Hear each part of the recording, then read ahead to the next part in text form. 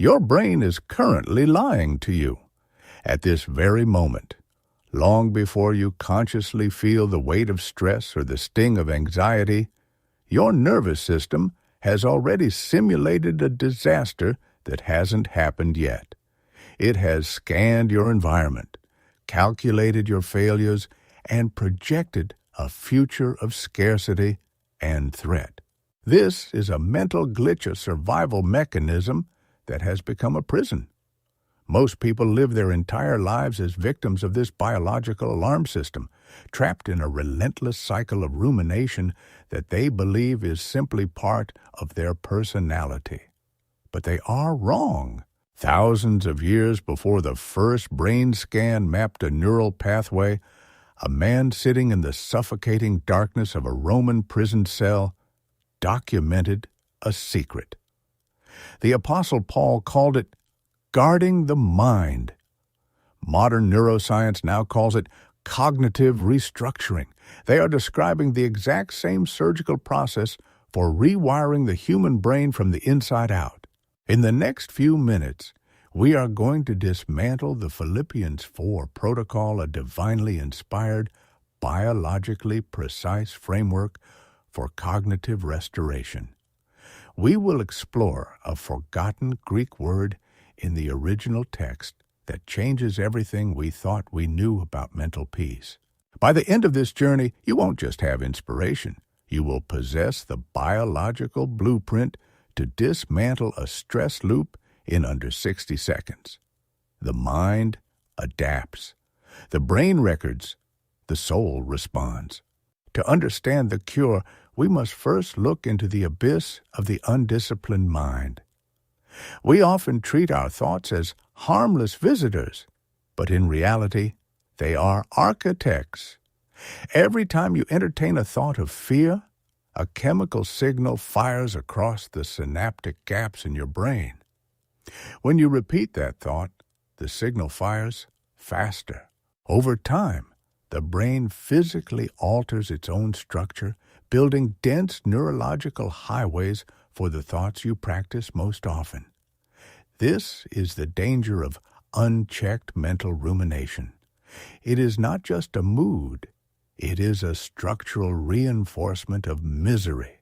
The Stoic philosopher Seneca, writing during the same era as Paul, observed this phenomenon with chilling clarity when he stated, "We suffer more often in imagination than in reality." Seneca saw the symptoms, but he lacked the protocol for the cure. He understood that the imagination could be a torture chamber, yet he could not find the key to the lock.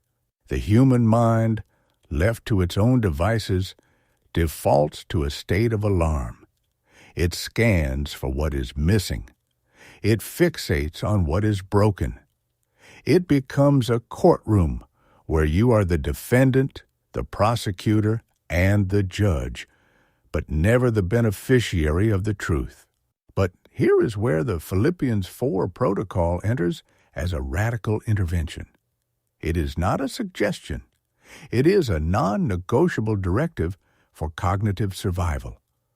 Paul writes, "Be anxious for nothing, but in everything by prayer and supplication with thanksgiving, let your requests be made known unto God." Most people read this as a polite request to be calm. They are missing the mechanics. When Paul says, "with thanksgiving," he is not prescribing a social grace. He is introducing a biological kill switch. Modern neuroscience has discovered that it is physically impossible for the human brain to be in a state of deep, authentic gratitude and a state of high cortisol panic at the exact same time. The neural circuits for these two states are mutually exclusive. By introducing thanksgiving into the middle of a crisis, you are not just being spiritual. You are forcing your nervous system to recalibrate. You are telling your amygdala that despite the Roman chains, the sovereign is on the throne. You are choosing to starve the stress loop of its electrical power. But this is only the beginning of the renovation. We have yet to discuss the hidden revelation buried in the military terminology Paul chooses to describe the result of this protocol, a detail most scholars overlook, which we will analyze shortly. For now, we must look at the filter itself. In Philippians 4:8, Paul delivers the most advanced cognitive list ever recorded. Finally, brethren, whatsoever things are true, whatsoever things are honest, whatsoever things are just, whatsoever things are pure, whatsoever things are lovely, whatsoever things are of good report. If there be any virtue, and if there be any praise, think on these things. Think on these things. In the original language, this is a command to calculate, to reckon, to take an inventory. It is an active, militant selection. This is where the modern concept of self-improvement often fails us. Modernity tells us to think positive. Paul tells us to think true. There is a massive difference. Positive thinking can be a form of denial. True thinking is a form of alignment. Marcus Aurelius, the philosopher king, recorded in his journals, "The soul becomes dyed with the color of its thoughts. If your thoughts are gray with the fog of what-ifs, your soul will eventually take on that hue." The Philippians 4 protocol is the process of choosing a different dye. It is a disciplined mental filter that interrupts the destructive cycles of the mind and begins the process of structural renovation. Consider the first filter, whatsoever things are true. Most of our anxiety is built on lies, statistical impossibilities that we treat as certainties. We imagine a future of abandonment, a future of failure, a future of lack. None of these things are true in the light of divine sovereignty. By forcing your mind to dwell only on what is objectively true, you are performing a neurological intervention. You are choosing to stop the synaptic pruning of your peace, and instead, you are reinforcing the pathways of clarity. As James Clear argues in Atomic Habits, every action you take is a vote for the type of person you wish to become. In the architecture of the mind, every thought you entertain is a vote for the neural highways you are building. When you choose to think on what is lovely, you are voting for a different brain. You are building a mind that is stable under pressure. But why does the brain resist this? Why is it so hard to stop the loop?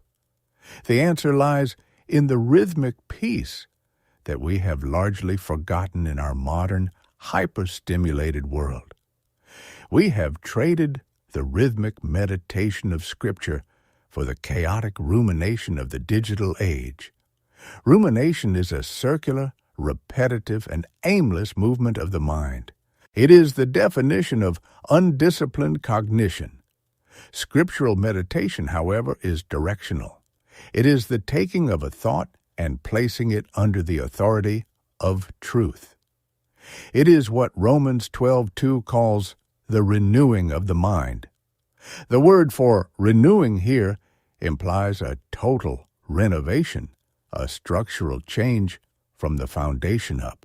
It is the dismantling of the old fear-based architecture and the building of a new faith-based framework. The mind adapts. The brain records. The soul responds. We are now approaching the 70% mark of our journey, and it is time to reveal the absolute best point of this entire framework, the hidden revelation that explains why Paul's protocol is so uniquely powerful. In verse 7, Paul makes a promise, "And the peace of God, which passeth all understanding, shall keep your hearts and minds through Christ Jesus." The word keep in our English Bibles is a poor translation of the Greek word phroureo. In the ancient world, Frurio was a military term. It described a garrison of soldiers, a literal sentry, standing at the gate of a city to guard it against invaders. This is the mystery. When you apply the filters of truth, purity, and justice, you are not just feeling better. You are commissioning a divine sentry to stand at the gates of your neural pathways. The peace of God is not a vague feeling. It is a military operation. It is the violent refusal to allow a lie to enter your consciousness. It is the guard that stands watch over your heart and your mind. This is the surpassing of understanding because it is a peace that exists independent of your circumstances. It is a peace that can sit in a prison cell and remain unshakable. It is the outcome of cognitive obedience. Most people want the keep without the think. They want the sentry at the gate, but they keep opening the doors to every passing lie. Paul reveals that the guard only stands watch for those who are disciplined in their focus. You cannot ask God to guard your mind while you are busy filling it with the loveless, the unjust, and the dishonest reports of the world. This is the bridge between the ancient world and our modern survival. Augustine of Hippo famously confessed, "You have made us for yourself, O Lord, and our heart is restless until it rests in you." This restlessness is not merely a spiritual concept.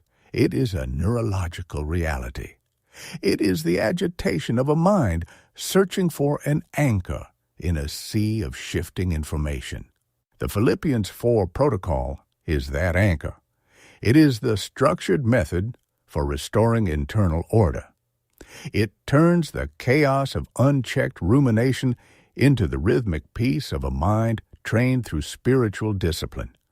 It is a practice that aligns your inner world with divine resilience. C.S. Lewis once observed that aim at heaven and you will get earth thrown in. Aim at earth and you will get neither. When your cognition aims at the filters of heaven, the true, the pure, the noble, you find that your earthly anxiety loses its grip. We must understand that inner peace is not an accidental emotion. It is not something you find. It is something you cultivate through the alignment of your thoughts with the truth of God. It is a cultivated neurological and spiritual state. As you move through your life today, remember that you are the architect of your own internal environment. You are either reinforcing the pathways of fear or you are renovating your mind toward peace. The prison letter that once guarded the early believers now stands as a timeless blueprint for your own mental freedom. The protocol has been given. The sentry is waiting at the gate.